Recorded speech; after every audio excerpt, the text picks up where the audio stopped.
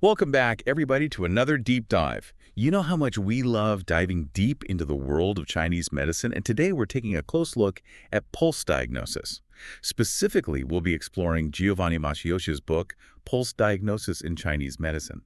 You want to understand how this ancient practice actually works, and, well, we're here to break it all down for you in a way that's clear, insightful, and engaging. It's fascinating, isn't it? Really is. Pulse diagnosis in Chinese medicine goes way beyond just counting heartbeats. Right. It offers a unique window into someone's overall well-being by examining the flow of qi, or vital energy, throughout the body. You know, for folks who might not be as familiar with Chinese medicine, I think it'd be helpful if you could explain just how qi comes into play here, how it's related to pulse diagnosis. Absolutely. Qi, often translated as vital energy or life force, is basically the energy that flows throughout our bodies, keeping everything functioning harmoniously. Right. Pulse diagnosis, you see, acts as a sort of gauge for that energy. Ah, It reveals any imbalances or disruptions that might be happening beneath the surface. okay, so it's like having a conversation with the body, listening to its energetic whispers. Yeah, that's a great way to put it, yeah. So, what makes pulse diagnosis different from other diagnostic methods, even within the realm of Chinese medicine? Well, one of the remarkable things about pulse diagnosis is its ability to detect imbalances even before any obvious symptoms surface. Hmm. Think of it like seeing a storm brewing on the horizon before a single drop of rain falls. Oh, I see. So it's like a preventative measure in a way, Exactly. identifying potential problems before they even become serious issues. Hmm. Fascinating. But how did this practice come about? You know, were the ancient Chinese physicians always zeroing in on the radial artery like practitioners do today? Well, the history of pulse diagnosis actually stretches back thousands of years. Early texts, like the Yellow Emperor's classic of internal medicine, mentioned feeling the pulse at various points on the body. But it was the classic of difficulties, written around 100 AD, that really revolutionized this practice. Okay, so what made the classic of difficulties such a game changer? What did it do? It put forward this radical idea that feeling the pulse at the radial artery, specifically at a point that corresponds with the lung channel, could give you just as much information as checking multiple points all over the body. The lung channel, huh? Why the lung channel specifically? Well, in Chinese medicine, the lungs are considered the masters of qi. Hmm. They govern respiration, they take in fresh qi from the air, and then they distribute it throughout the body. So this location on the wrist, it acts as a prime spot to assess the overall state of a person's qi. That makes sense. Right. But there's even more to it than that, right? The classic of difficulties refers to the pulse at this point as the beginning and end point of energy, which is a pretty intriguing statement. It is, and it really reveals a deep understanding of circulation.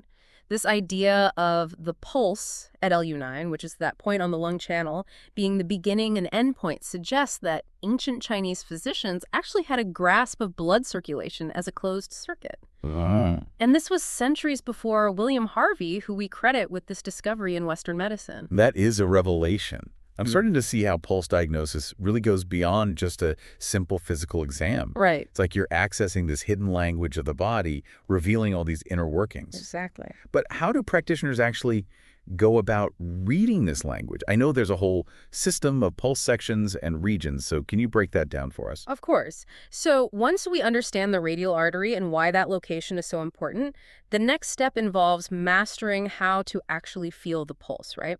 And this is where the concept of the three pulse sections comes in: the inch, the gate, and the foot. Okay, so how do those sections help practitioners interpret what they're feeling? Well, each of these sections actually corresponds to a specific energetic zone within the body, and they offer insights into different aspects of a person's health. So it's like you're dividing the body into energetic zones, and each zone is reflected in a different section of the pulse. Precisely. The inch, which is closest to the wrist, relates to the upper part of the body and is a reflection of yang energy. The gate, in the middle, corresponds to the middle part of the body and represents a balance of yin and yang. And the foot, the furthest from the wrist, relates to the lower body and reflects yin energy. Okay, so we've got these three sections: inch, gate, and foot. They reflect different areas of the body, and they correspond to yin and yang Yeah. energy. All right. But I know there's more to it than just those three sections, right? There's this system of 9 regions, so how does that come into play? That's where the art of palpation, of feeling the pulse, becomes even more refined. We apply 3 different types of pressure: light, medium, and deep, to each of those three sections. Oh. So that gives us 9 regions, right? Ah, so that's how we get the 9. 3 sections, each with 3 different depths of pressure. Exactly. Is there a way to visualize this, like a way to picture it in our minds? Absolutely. Imagine you're holding a rectangular prism, kind of like a small box. The length of this box represents the 3 sections of the pulse: the inch, the gate, and the foot. The width of the box represents the 3 depths of pressure: light, medium, and deep. And finally, the height of the box represents the different layers of qi that we're assessing: the superficial, the middle, and the deep levels. So this box, divided into 9 smaller sections, gives you a visual representation of the 9 pulse regions. Okay, I'm getting a much clearer picture now. Yeah. We're basically mapping the body's energy onto this 3-dimensional grid created by the sections and the pressure levels. Right. But does each one of these 9 regions specifically correspond to an organ in the body? That's where things get a bit more complex. And this is a key point for anyone who really wants to understand pulse diagnosis. While there's general agreement about the significance of the 3 sections and the 9 regions, historically there's been debate about the precise organ or channel correspondence for each individual pulse position. Wait, so there's not a universally agreed upon map? That seems a bit confusing. It can seem that way at first, yeah. Different texts, from the Classic of Difficulties to the Pulse Classic, the Golden Mirror of Medicine, and even modern-day practices offer slightly varying interpretations. Oh, okay. So how do practitioners actually navigate all these different perspectives then? The key is to really focus on the underlying principles. While the specific organ that's assigned to each position might vary a bit, the pulse's ability to reflect the dynamic flow of qi in the 3 burners, that remains consistent across the board. You keep mentioning these 3 burners. I need a little refresher. Of course, of course. So the 3 burners, they're not physical organs. They're more like functional entities that regulate the flow of qi and fluids throughout the body. Think of them as energetic zones, each governing different physiological processes. So these energetic zones, they're reflected in those 3 pulse sections we talked about. Exactly. The inch section reflects the upper burner, which governs the head, heart, and lungs. The gate section represents the middle burner, responsible for digestion and assimilation. And the foot section relates to the lower burner, which governs elimination and reproduction. By feeling the pulse in each section, practitioners can gain insight into how qi is flowing in those respective zones. So even if there's some debate about which specific organ corresponds to which region, we can still glean a clear understanding of how qi is flowing in different parts of the body through the 3 burners. Exactly. Think of it like looking at a map of a city, right? You might have different names for specific neighborhoods, Right. but you can still understand the overall layout of the city, its major roads and waterways. Oh, I see. Okay. Similarly, pulse diagnosis gives us this dynamic picture of qi flow, regardless of the specific organ positions. I'm really starting to appreciate just how deep and complex this system is. It's like having this 3-dimensional energetic map of the body, right? You can see potential blockages, deficiencies, excesses. But if we're not primarily focusing on specific organ locations, what other insights can we get from the pulse? What makes it so valuable? One of the most crucial things the pulse reveals is the state of the heart qi, which is the energy that governs the heart, both in the Chinese medicine sense of emotional well-being, but also in the Western medical sense of cardiovascular health. So we're talking about getting clues about someone's heart health just from feeling their pulse. Exactly. The pulse acts like a mirror. Huh. It reflects the strength, the vitality, and the rhythm of the heart qi. So can you give me an example of how that might work? Sure, certain pulse qualities can actually signal imbalances that could either be emotional or physical in nature. So, for instance, a weak or a choppy pulse might indicate a deficiency of heart qi, while an irregular rhythm, that could point to problems with the actual physical heart, with its conduction. Right. Oh. And this brings us to this really amazing power of pulse diagnosis, which is that it can uncover those hidden disharmonies, those imbalances that might not be readily apparent just from outward symptoms alone. Okay, now I'm really intrigued. Right. Can you share a case where the pulse revealed something that wasn't really obvious from the patient's initial presentation? Absolutely. Let's take a look at case history 49.1 from Masyoshi's book. It involves the 65-year-old woman who presented with acute rib pain on her left side. Initial x-rays showed no abnormalities, so doctors initially thought, oh, this is probably just a musculoskeletal issue. However, her pulse was rapid, overflowing, and slippery, particularly in the right front position, which is associated with the lungs. So the pulse was hinting at something completely different from what the initial exams were suggesting. Exactly. Despite the lack of other symptoms, her pulse was clearly pointing towards a more serious internal organ issue. And further investigation actually revealed that she had a cancerous tumor in her left lung, which turned out to be the true cause of that rib pain. Wow, that's a powerful example of how pulse diagnosis can really be a game changer in terms of identifying potentially serious issues early on. It really highlights the importance of integrating pulse diagnosis into a holistic assessment, recognizing its ability to reveal these hidden imbalances that might not be obvious through other means. It's like having an extra set of eyes, or I guess a more accurate term would be feeling hands, right? Yeah. Allowing us to see beyond the surface and delve deeper into the body's energetic landscape. This is truly fascinating stuff. But I imagine not every case is quite so dramatic, right? Yeah. How does the pulse help in those situations where the diagnosis is a little more complex, where there's a mix of different imbalances going on? Well, that's where the art of interpretation comes in. It's not just about identifying one single imbalance, but understanding how all these different factors are interacting. Let's take, for example, post-viral fatigue syndrome, a condition that can present with a whole range of symptoms, fatigue, muscle aches, digestive issues. Right. So how does the pulse help to guide the treatment in such a complex case? Right. The pulse allows us to discern which imbalances are most prominent, and that helps prioritize the treatment strategy. For instance, if the pulse is generally weak, it suggests that deficiency is the primary concern, and the focus would be on tonifying, strengthening the body's qi. Conversely, if the pulse exhibits stronger qualities like wiry or slippery, that might indicate an excess condition that needs a different approach altogether. So it's like the pulse is acting as a compass, guiding practitioners towards the most effective treatment pathway for each individual. Exactly. It's not a one-size-fits-all approach, right? The pulse helps personalize the treatment, making sure that it's addressing the specific needs of each individual person. And this ability to differentiate between deficiency and excess, that's crucial in treating so many chronic conditions. Wow. I'm starting to see the potential here. But so far, we've mainly been talking about physical imbalances. I'm curious about emotional states. Can the pulse also shed light on those? Absolutely. You see, in Chinese medicine, emotions are seen as energetic movements. They influence the flow of qi, and as we've been talking about, the pulse is incredibly sensitive to these subtle shifts in qi. So a person who's experiencing a lot of stress, for instance, they might have a different pulse from someone who's feeling calm and relaxed. Exactly. For example, if someone's feeling really overwhelmed with sadness or worry, their pulse might exhibit this slightly overflowing quality, particularly in the heart position. Conversely, a wiry and full pulse could indicate repressed anger, even if the person doesn't appear outwardly angry at all. It's like the pulse is a secret language for our emotions, Hmm. revealing what we might not always express outwardly. Right. So can you give an example of how this might play out in practice? Oh, sure. Case History 49.2 from Masayoshi's book offers a perfect illustration. It involves this 28-year-old woman who presented with these seemingly simple symptoms: tiredness, nausea, and dizziness. She appeared cheerful, happy, which initially suggested a typical case of spleen qi and blood deficiency. But her pulse told a different story. It was fine and extremely rapid, exceeding 100 beats per minute. So the pulse was raising a red flag, even though her outward demeanor didn't suggest that anything was seriously wrong. Exactly. This discrepancy, it prompted the practitioner to dig a little deeper, and upon further questioning, they found out that she had actually experienced trauma in her childhood.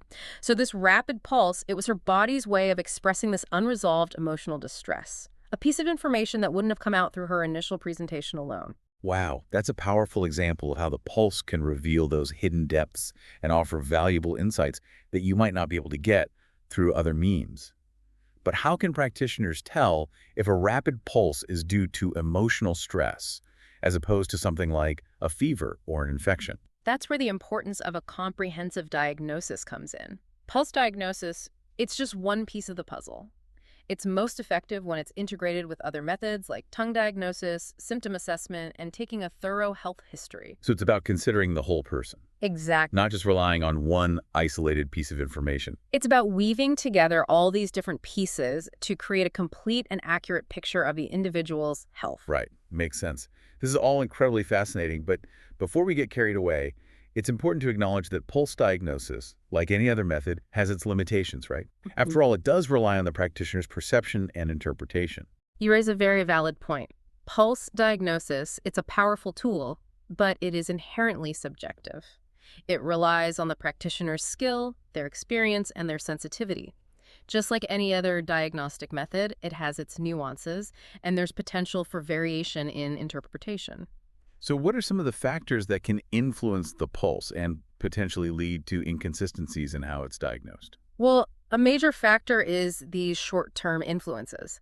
The pulse, unlike the tongue, which tends to reflect more long-term patterns, can be easily affected by things like emotions, exercise, medications, even the time of day or the season. Imagine feeling someone's pulse right after they've run a marathon. Right. It's going to be racing, right? Yeah. But that doesn't necessarily mean they have a heart condition. It's simply reflecting their recent exertion. So it's like trying to take a clear picture of a moving target. Yeah, in a way, yes. That's why it's so crucial for practitioners to be aware of all these variables and consider the whole context when they're interpreting the pulse. That makes perfect sense. It's about understanding the nuances and using the pulse as a guide within a broader diagnostic framework. Exactly. Viewing the pulse as one piece of a larger tapestry, Right. recognizing both its potential and its limitations. And it's this nuanced understanding that allows practitioners to use pulse diagnosis as this powerful tool for understanding and addressing a wide range of health concerns. I am already so much more informed than I was before we started this deep dive. Good. But let's pause here for now. Okay. We've covered a lot of ground, from the history and principles of pulse diagnosis to its ability to reveal both physical and emotional imbalances. Yeah, it's a lot to take in. It is.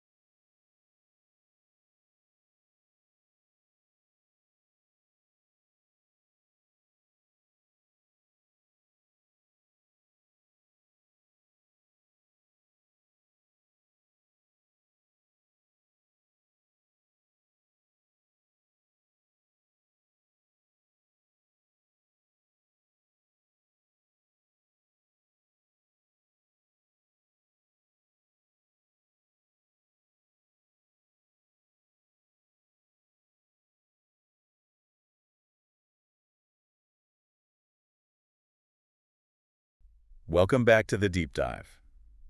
We've spent the last two parts really exploring this fascinating world of pulse diagnoses. We talked Hmm. about the history, the significance of qi, all those 29 pulse qualities. It's amazing. It is. But now I'm really curious to see how it's actually applied in practice. Like, if I were to walk into a Chinese medicine clinic, what should I expect during a pulse diagnosis? That's a great question. And it's important to address this common misconception that pulse diagnosis is just like a quick wrist grab, Right. and the practitioner just rattles off a list of imbalances. It's not like that. It's a much more nuanced and a comprehensive process. So it's not like those medical dramas where the doctor checks your pulse for 2 seconds and it's like, yep, everything's fine. Not at all. A skilled practitioner, you see, they take their time. They observe you. They ask questions about your health history, your lifestyle.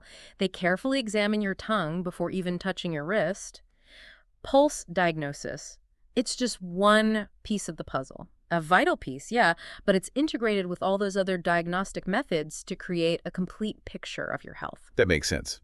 So it's about gathering information from all these different sources to get a holistic understanding. Hmm.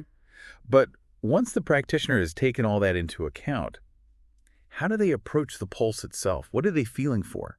And how do they interpret what they sense? Well, Masayosha, he outlines a systematic approach that involves several key steps. First, they feel the pulse as a whole. Okay. They use 3 fingers to get an initial impression of its overall strength, its rhythm, its flow. It's like getting a general sense of the energetic landscape before zeroing in on specific details. So just getting a feel for the overall energy. Exactly. Okay. Then they'll assess each of the 3 sections, Mhm. the inch, the gait, and the foot, Right. paying attention to the relative strength and quality of the pulse in each area. This helps them understand how qi is flowing in the different energetic zones represented by the 3 burners. So they're checking in with the upper, middle, and lower burners, seeing how they're doing energetically. Precisely. Next, they'll apply 3 different levels of pressure: light, medium, and deep to each of those sections. This allows them to assess the pulse at different depths, giving them a clearer picture of where an imbalance might be located. So a superficial pulse, that might suggest an exterior condition, while a deeper pulse points towards an interior imbalance. It's like exploring the layers of an onion, getting a more detailed picture with each level you go down. That's a great analogy. And once they've assessed the 3 sections and the 3 levels of pressure, they'll really focus on the overall quality of the pulse. Mhm. Is it wiry? Is it slippery? Is it choppy? Is it empty? Is it full? This gives them further clues about the nature of the imbalance. Okay.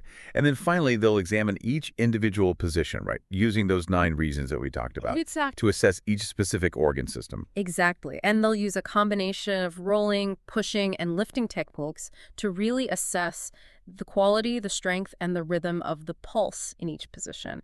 And what they're looking for is any irregularities, any deviations from the norm that might suggest an imbalance in a particular organ system. Wow. So it's a very thorough and intricate process. It sounds like it requires a very high level of skill and sensitivity. Absolutely. Pulse diagnosis, it's both an art and a science. It's something that's honed through years of dedicated practice and a deep understanding of Chinese medicine theory. Okay, I'm starting to grasp how detailed and nuanced this process is. Hmm. But I'm wondering, how does all of this actually translate into treatment?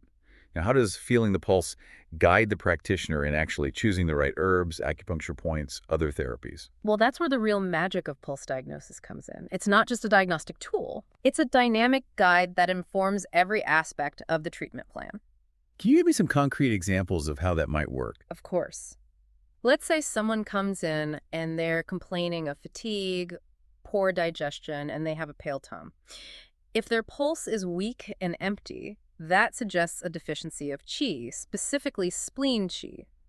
So the practitioner might prescribe tunifying herbs, things like ginseng and astragalus, to strengthen the spleen and boost their energy. Okay, what if their pulse was wiry, even with those same symptoms? See, that would tell us a different story. A wiry pulse that often points to liver qi stagnation. Right. So even though the presenting symptoms might be similar, fatigue in this case, the pulse guides the practitioner towards a different treatment approach. Right. They might focus on herbs and acupuncture points that soothe the liver and promote the smooth flow of qi rather than tunifying the spleen. So the pulse really helps personalize the treatment, making sure it's addressing the root cause of the imbalance, not just those surface symptoms. Exactly. That's the beauty of Chinese medicine. It's about restoring harmony, addressing those underlying energetic imbalances that are manifesting as those symptoms. I'm really starting to appreciate the power of this approach. But what about those situations where the pulse and the symptoms seem to contradict each other? Earlier, we talked about how medications can influence the pulse. Are there other things that might create those kinds of discrepancies between what the pulse is saying and what the patient is experiencing? That's a really great question. And it brings up an important point. The body is complex, right? Right. It's dynamic. And sometimes the pulse might not perfectly align with those presenting symptoms. So it's the practitioner's job to consider all those pieces of the puzzle, the pulse, the tongue, the symptoms, the medical history, and then use their clinical judgment to arrive at an accurate assessment. So it's not about just blindly following the pulse. It's more about using it as a guide Yeah. within that broader diagnostic framework. Exactly. For example, someone might come in with symptoms of heat. Maybe they have a red face, they're irritable, but their pulse might be slow. So this would raise a question for the practitioner. Is there an underlying cold condition that's kind of masquerading as heat? Or is it a more complex pattern that involves both heat and cold? So the pulse, it provides clues, but it's ultimately the practitioner's skill and experience that guide the diagnosis and the treatment plan. It sounds like being a skilled Chinese medicine practitioner is like being a detective. You have to piece together all these clues to solve the mystery of the patient's health. That's a great analogy. And the more we understand about the body's intricate language, the better equipped we are to interpret those clues and to support our patients in achieving optimal health and well-being. Absolutely. This has been such an incredible journey into the world of pulse diagnosis. I feel like we've explored the basics, the intricacies, and the practical applications of this ancient art. And I feel like I have a much deeper appreciation now for the wisdom of the body and those profound insights that we can get from simply feeling the pulse. I'm so glad. Pulse diagnosis is a true testament to the power of observation and the interconnectedness of our physical, emotional, and energetic states. Well said. And on that note, we'll wrap up this deep dive into the fascinating world of pulse diagnosis. Okay. We hope you've enjoyed the journey, and maybe you even feel inspired to continue exploring the wonders of Chinese medicine. Until next time, take care and keep listening to your pulse.